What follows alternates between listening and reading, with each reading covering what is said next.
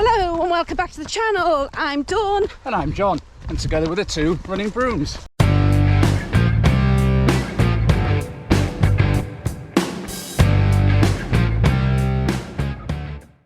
So in this video we're going to be talking all about running mojos, and more specifically how to keep them when your PB days are long behind you. Yes folks, we've been running many years now, and I have to say my PB's dried up after about 10 years of running. Yes, mine too. So what we're going to be going through today are 10 ways in which you can retain your running mojo when your PB days are long behind you. Yes folks, so keeping your mojo when you've been running for many years does ebb and flow. So with these 10 tips that we've come up with, we think they will help you to keep that mojo.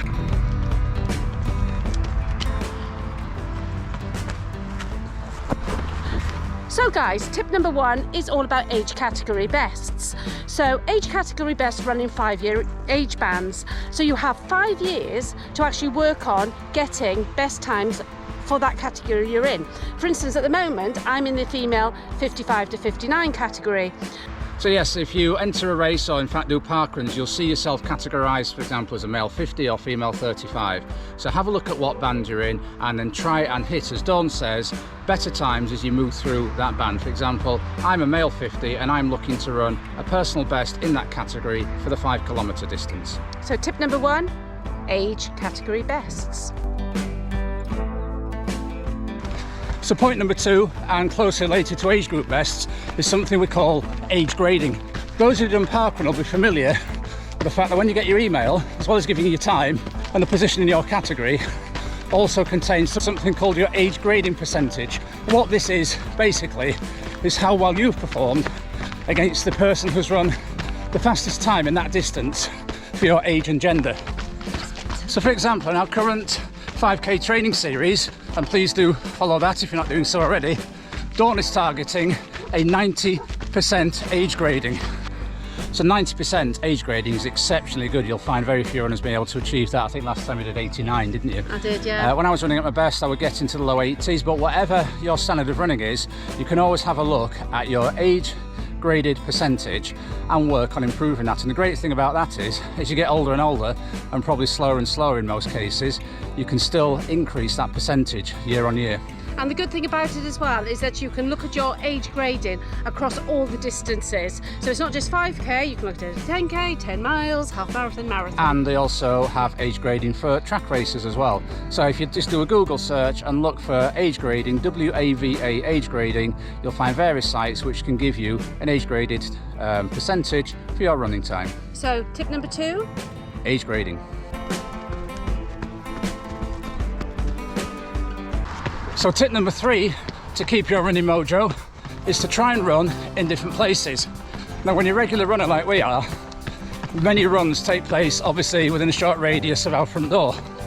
What we do like to do, as we are this afternoon, is go out to different parts of our region, run on different roads, different trails, to keep up that variety.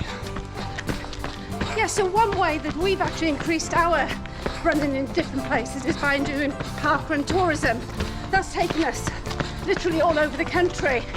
In fact, I think we may have run in every county in England. Am I right, John? I think there's one we haven't done.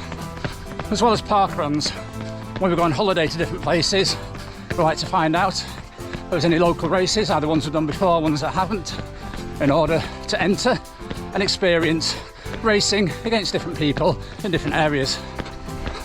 And if you're not finding a race, you can always look up on Google or Strava, and find the local running routes.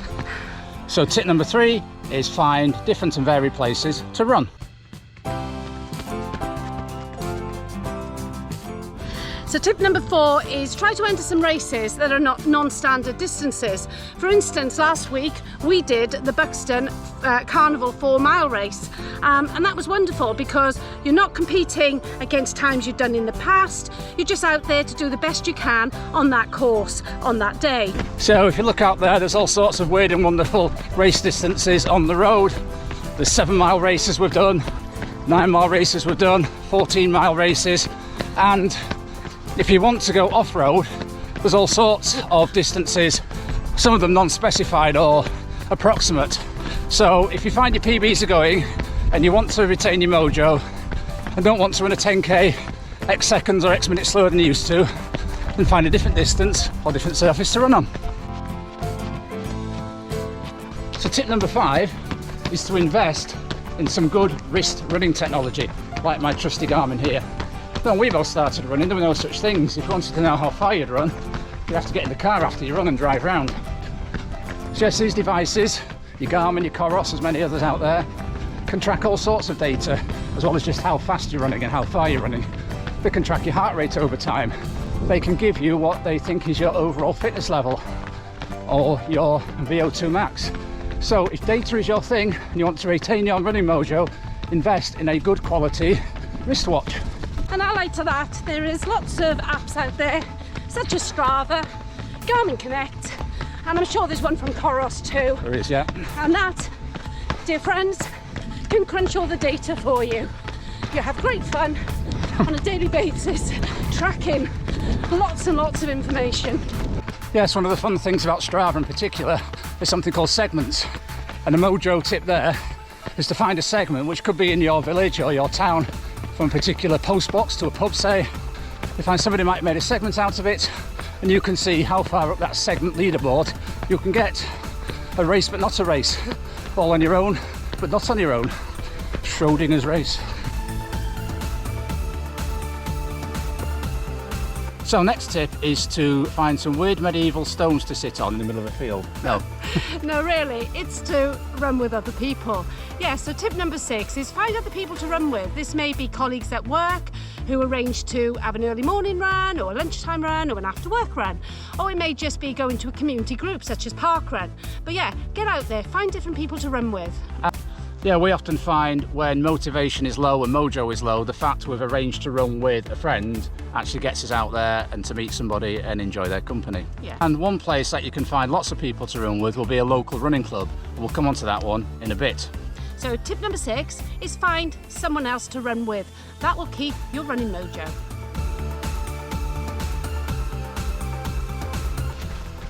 So the next tip is to join a running club.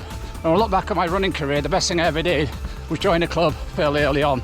Got so much benefit out of it in terms of running with other people, as Dawn just mentioned. But running clubs offer so much more. Most have some sort of club championship, and you can aim to finish as high up in that as you want to. In fact, our own club have separate road, fell and trail championships, which is really good.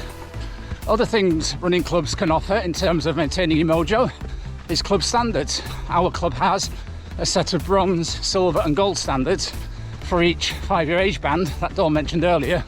So personally, I'm trying to move myself from silver to gold in the veteran 50 category. One other brilliant thing that running clubs offer is access to team events, things like relays and cross country. Over the years, I've really enjoyed, even when I've not been running well, taking part in a team, being part of a team and seeing where we finish as a whole, rather than focusing on my own performance and how slow I am.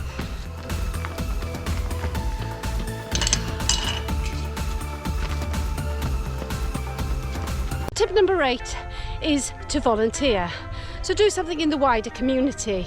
Now this could be going down to your local park run and volunteering, guaranteed to get your mojo going when you see all the people there giving their all, or just, you know, run, walking, whatever you want to do, but volunteering down at local park run or even in your club. Most clubs these days will have either a walk to run group or a beginners group, and that's a great way of getting yourself involved. And actually, when you see people out there running, it actually makes you want to run yourself. Also, many clubs organise races and are always on the lookout for volunteers, timekeepers, marshals, etc. if that's what increases your mojo. Another great way of volunteering is to offer to pace. Parkruns often have pacing events where they have people running all sorts of pacing jobs from sort of 18 minutes through to 40, 50 minutes and beyond.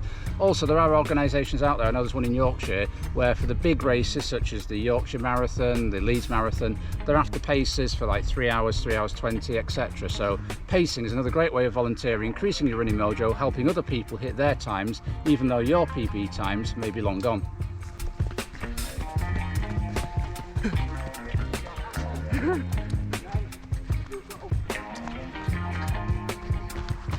So tip number 9 is to consider getting yourself a coach. Now, we've known many runners in the past whose running's become a bit stale, they've plateaued, they're going through a bit of a slump, and by getting a running coach who writes them a plan specific for them, who keeps them accountable, who checks in with them on a weekly or monthly basis, we've seen those runners' mojo massively improved.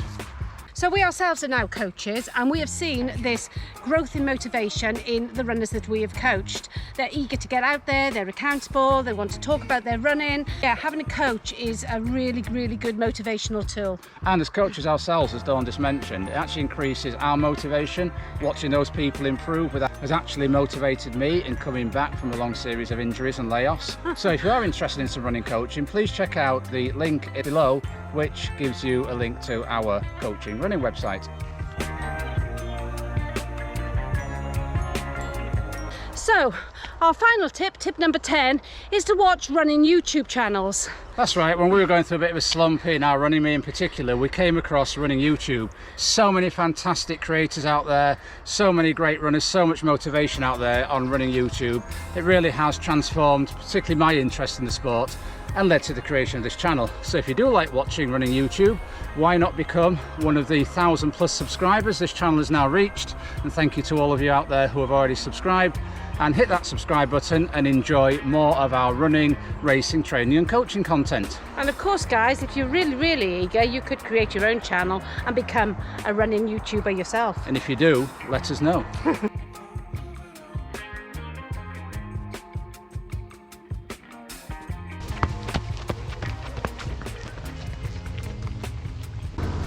So we hope you've enjoyed this video about how to maintain your running mojo as your days of PBs get behind you. So if you have enjoyed this video, please give us a like. And as I've just said, if you would like to consider subscribing, we'd love to have you join our running, coaching and training journey. So until next time, keep on keeping on. Keep on keeping on.